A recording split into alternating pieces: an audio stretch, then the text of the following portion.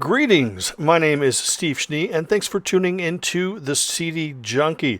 On this episode of CD Junkie, I'm just going to do a quick unboxing of the Elvis Sunset Boulevard box set that just came out. This is through the RCA Sony Legacy series, and there's been a few other box sets that are part of this series, so I'll show you those beforehand. I don't believe I have all of them. I'm probably missing a few.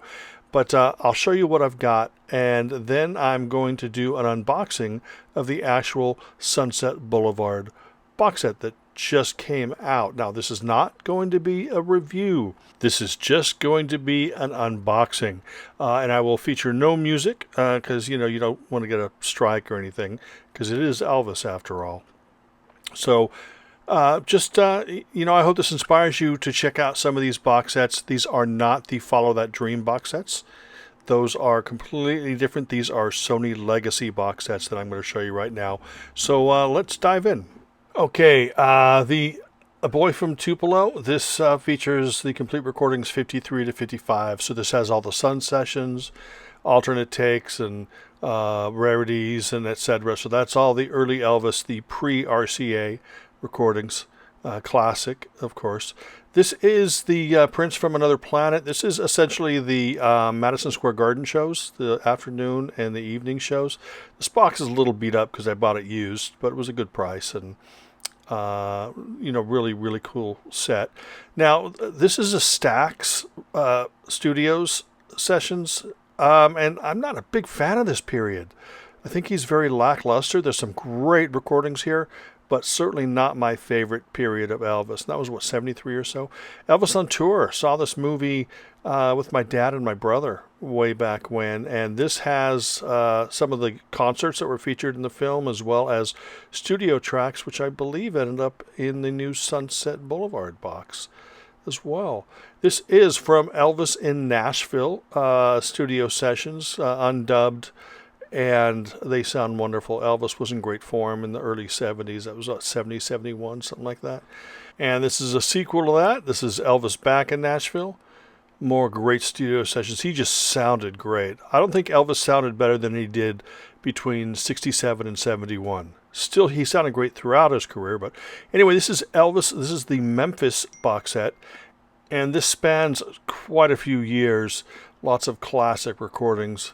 Going up, just some great recordings on this. Elvis is just amazing. Anyway, the Sunset Boulevard sessions here, they're from like 72 and 75. If you want to find out more information, you can pause this here. But these are the sessions that gave us like Burnin' Love and Trouble and Always on My Mind, 72, 75. So you get those sessions on this set here, and I'm opening it there. There's the booklet. I'm going to speed that up a little bit here. And you get like the sessions and alternate takes, but you also get a bunch of rehearsals of the band, his live band going through their live set. So some people have complained about that and say that they're worthless, but they're not. You're hearing the band rehearsing for their live show. You don't have to deal with the audience. You hear, some of it's casual, some of it's intense, and it's all really, really cool. I love the way that these box sets are laid out. Very similar to the FTD sets in a way, but these are more multi-disc where, sometimes I think that these Sony Legacy things are a little more sturdy than the FTD things. But yeah, this is a great little set. Elvis 72, 75, he sounded great in both sessions. And in the rehearsal shows, he sounds great. Not a big collector of Elvis live stuff, but live in the studio, it's okay by me. And that is Elvis Presley Sunset Boulevard. Like I said, this is not a review of the set. This is just showing you, hey, you need to go out and get these. And there's, track list for this set here. These Sony Legacy things are great. I think maybe I'm missing the Aloha from Hawaii, but I got the FTD one. And I think the Aloha from Hawaii Sony Legacy may have added a Blu-ray to it. but it was pretty much the same thing as the Follow That Dream release. Anyway, what they've been doing with some of these, though, is they've gone in and remixed them, and they sound more full and really, really, really good. Really powerful, a lot more powerful, actually. And I would highly recommend you check all of these great titles out. I hope that you enjoyed this little peek into these Elvis releases, and I hope it inspires you to seek them out.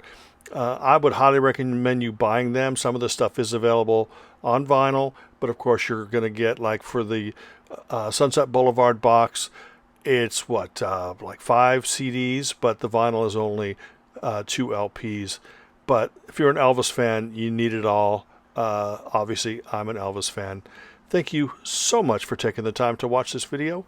Remember to like, comment, share, subscribe, and to ring that bell for future notifications. And until the next time, remember me. I'm Steve Schnee, the CD Junkie.